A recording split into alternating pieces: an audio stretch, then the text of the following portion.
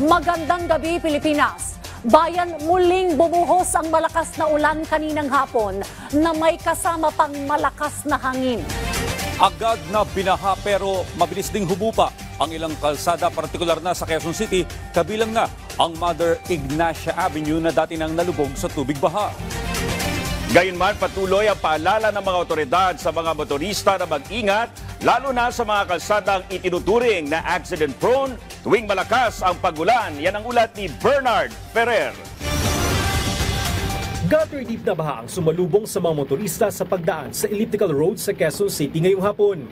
Kalbaryo ito para sa ilan, lalo na sa mga nakamotorsiklo, bunsod na malakas sa buhos ang ulan. Binahari ng bahagi ng Mother Ignacia Avenue. Bagamat possible pa sa mga sasakyan, nahirapan naman ang ilang pedestrian sa paglalakad sa gitna ng baha. Dahil din sa lakas ng ulan, naputol ang isang sanga ng puno sa isang lugar sa Quezon City. Batay sa monitoring ng MMDA, gutter deep na baha din ang naitala sa EDSA matapos ang Quezon Avenue flyover northbound, EDSA Aurora Tunnel northbound at Elliptical Road East Avenue. Mabilis na mahumupang tubig baha sa mga naturang lugar.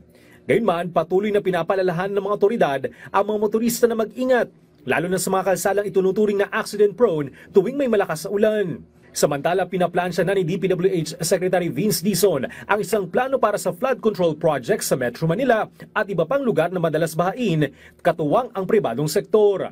Bernard Ferrer para sa Pambansang TV sa Bagong Pilipinas.